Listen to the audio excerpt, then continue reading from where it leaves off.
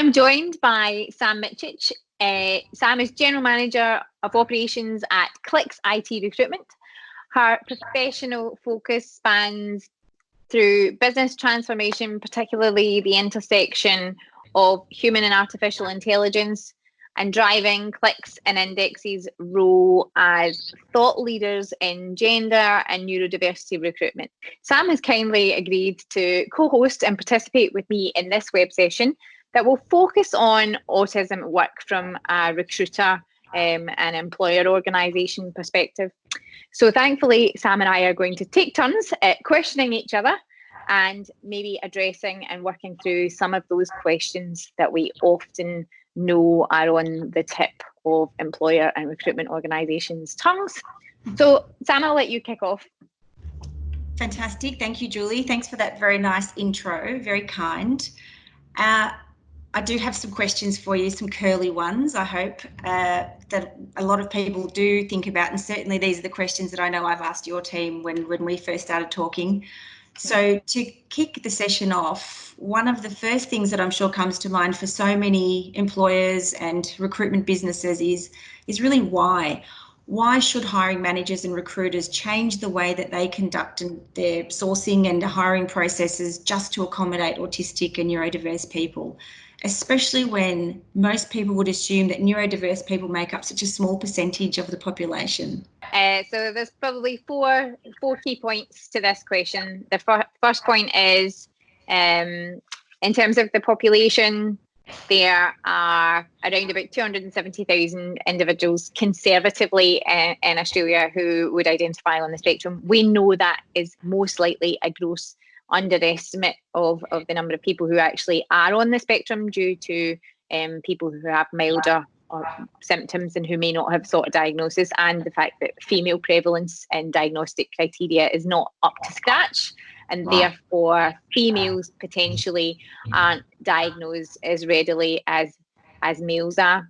But what we do know is that on average, if you think about the unemployment rate, the unemployment rate of individuals who are on the spectrum is 6 times higher than any other group in the population, and is 3 times higher than any other cohort of individuals who have a disability. So in terms of being a marginalised group, this group of individuals do experience much higher unemployment than any other group in our society, and that's still hundreds of thousands of people. Because we believe that the types of specialist talents that neurodiverse individuals can bring to the workplace. So if you think, most people when they think about autism think about deficits and think about what the negative traits of people on the spectrum are, but what we know from our work with global partners and businesses is that there are traits, characteristics and talents in individuals quite commonly across many individuals who are on the spectrum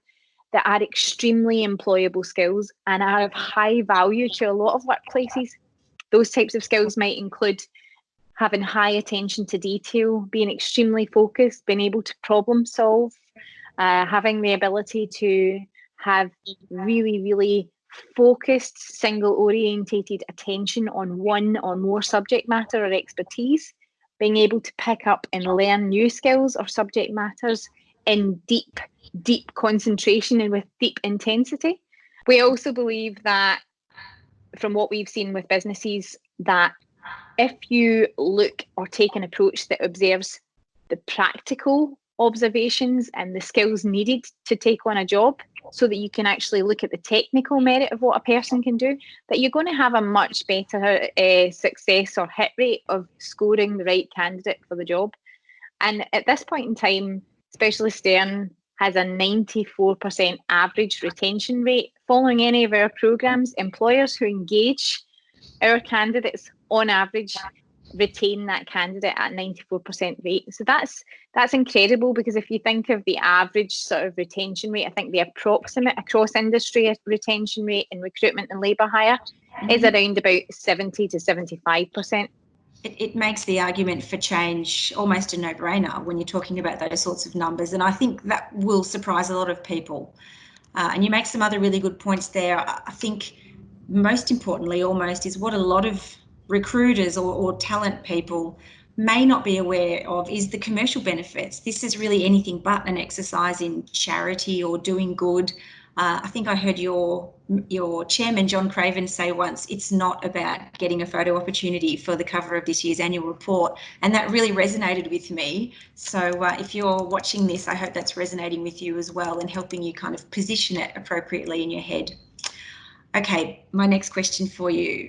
This one's around understanding the approach to your programs and activities and the work that Specialisterne does with businesses to build their knowledge, to help them engage, and obviously to recruit autistic talent. And I would say I get the sense that a lot of employers and recruiters may be hesitant or reluctant about the time commitment and the investment in this process. On the knowledge that Specialisterne process does take much longer than a standard recruitment process.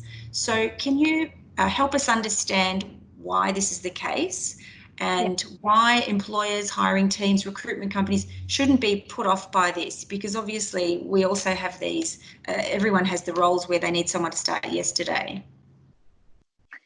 It's a really good question. It's a really good question, Sam. And I think the first point I should answer and address is that businesses and employers and recruitment firms that are working with us or who are engaging with us really sort of have to, in a very early on sort of part of the process, realise that we aren't simply a recruitment labour hire firm. We're a social impact enterprise. We're a social impact enterprise that specialises in helping businesses to change and think about the way that they currently initiate and undertake recruitment and how they currently hire and engage their talents. And that includes neurodiverse talents, particularly autistic talents. But hand in hand with that approach, we also work with businesses to actually build their enablement, their culture, and the changes within their organisations that need to occur so that businesses can act more responsibly and be more inclusive of individuals who are neurodiverse. Now, that approach does take more time. It means that we take a more targeted approach to how we engage these individuals. The other sort of piece of our approach that takes a bit of time is that we have to understand the complexities of individuals on the spectrum. It's not just a case of we need to do this quickly because there's a need for the business. It's about understanding the need for the business, coupled by if you are engaging this cohort and if you are seeking to commit to engage individuals who are on the spectrum, then those individuals do need a bit more time to be able to demonstrate their capacity and what they can do and their practical abilities to undertake a job. So it's really important so that you don't disadvantage those individuals to stretch the interview over a longer period of time, to give those individuals the same level playing field that they can actually engage and share and practically demonstrate or talk about what they can do, and even better, show what they can do using a very patient, practiced approach, a methodology that we're very familiar with using, which is using very practical simulated activities that are highly relevant to the work that they would be undertaking within the employer business, to actually undergo practical assessments to show hiring managers and actual employers how the individual would undertake those tasks or how they can complete those tasks and how confident they are in those areas. In the process of us working alongside businesses, we don't just do that sourcing activity and we don't just work around helping to find specialist talent or talents for key technical roles, which is a key part of what we do. But that cultural change and education process and business enablement piece that takes time to actually go in and work with a business, to look at the business culture, to look at the organisation, to look at how the leaders communicate, and to actually really build that capacity of business leaders so that they can actually be inclusive of neurodiversity and other individuals. That is such an important piece of our activity that does take a bit more time and does need investment. If people in business are looking to hire and they're looking to do quick and dirty, this isn't the programme for you. If you are in a business where you're looking for different types of workforce that you haven't yet tapped into, and you're looking for really interesting technical abilities, and you're prepared and committed to engaging and thinking differently about how you attract that workforce, this is the type of program for you. This is it.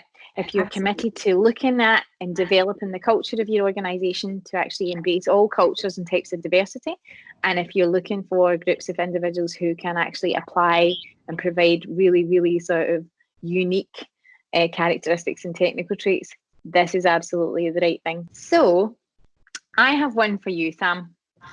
My turn in the hot seat. Okay. So if you think about the role of recruitment firms and labour hire organisations, for those larger agencies like government and large NGOs, a lot of those organisations outsource their labour hire and recruitment activity because of the scale of the labour hire activities they have to do. How well equipped do you think that recruitment and labour hire firms are to help those businesses achieve those quotas and actually recruit and help identify individuals who have disabilities to work in the roles that those organisations have available? Great question. I think I've been in the recruitment industry for 20 years and I've worked for a bunch of different recruitment agencies over that time. So I think the one thing I could hand on heart say is I have no doubt that the vast majority of us out there absolutely want to support people with disability to find meaningful work. And, you know, some of us have different initiatives in place. Some of us have statements at the bottom of our job ads inviting applications, in particular from people with disability and so on. My experience, though, in reality is that the number of incoming applications we get from people who let us know that they have disability is extremely low. So that's a real challenge.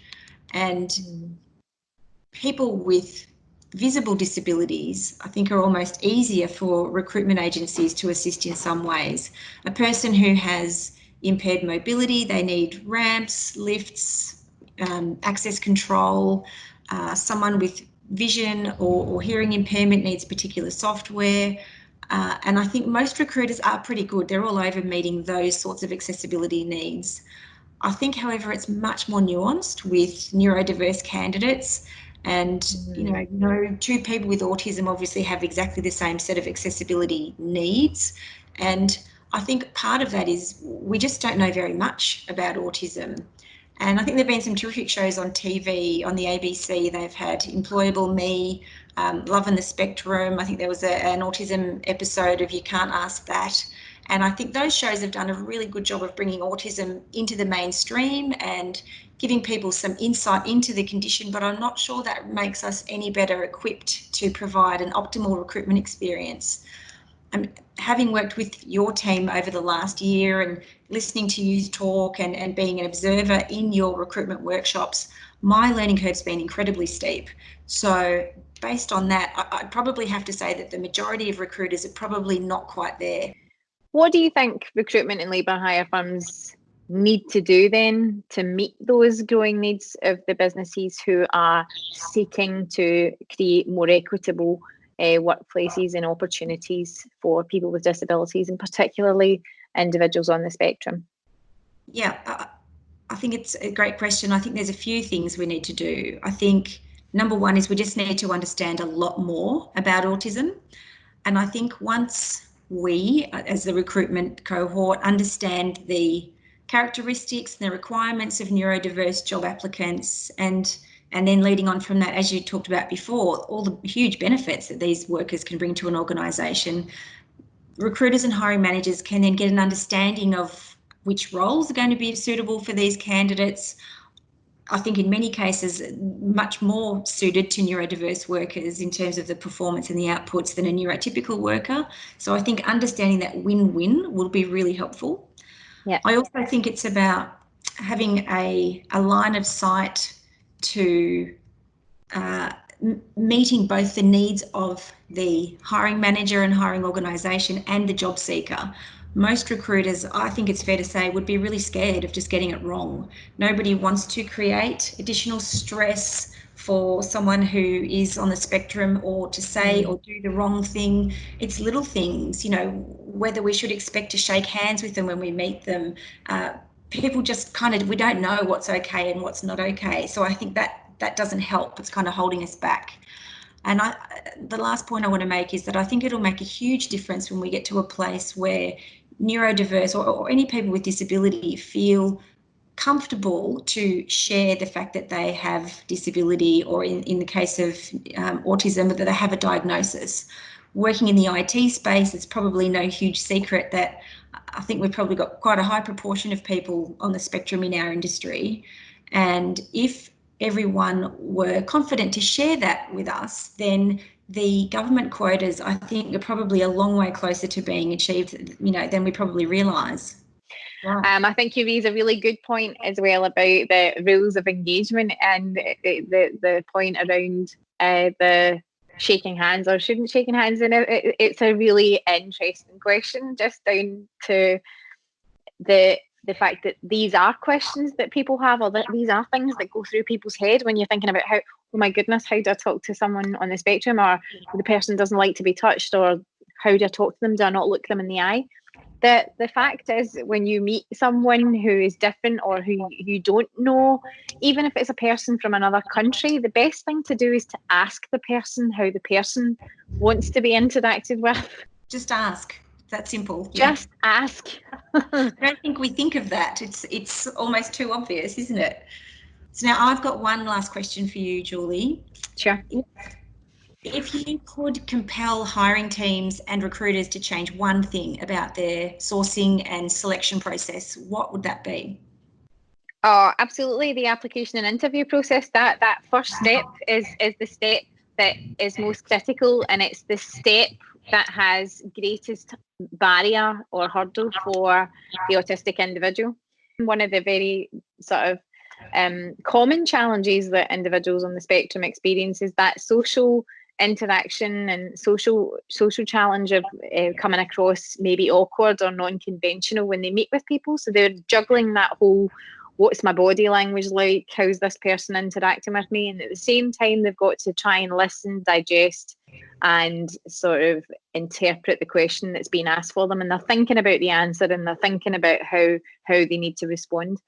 And they've got all of that external stimulation about how you're reacting, what your body language is saying to them, and what's happening in the external environment. So if you can imagine that if you had sent that person those interview questions in advance, where that person had the chance to digest and take those questions in and process and have that opportunity to think about it and be prepared, not just for a person on the spectrum, but for anybody, particularly individuals who experience anxiety or have an accompanying psychosocial disability, being given the opportunity to have a think and process in advance rather than being caught off guard or being caught on the spot will actually create a much better opportunity to hear and find out what the person knows or how the person can respond. So just about how you actually set up your environment to make it more appealing and certainly more relaxing for a person when they come into that situation. If you can, in any interview, make an interview that actually utilises a more practical or simulated approach to test people's skills, as opposed to just asking questions. So actually putting people through the paces and using something that allows people to practically demonstrate the skill sets they have will be of benefit to, again, many people, not just people on the spectrum. Perfect. Absolutely. Look, there's some fantastic takeaways in there for me. I think things that we can start doing right now. Sending interview questions in advance is an absolute no-brainer, super easy to do. Not sitting across, from a desk. I think particularly if there's that panel situation, and maybe even rethinking whether it ought to be a panel, whether it can just be one-on-one experience. Those sorts of things are just really so easy that there's no excuse for us to not do it. So I think there's some really, really great takeouts from this conversation today, Julie. Thank you for joining me, Sam. Thanks, Julie. It's been a privilege.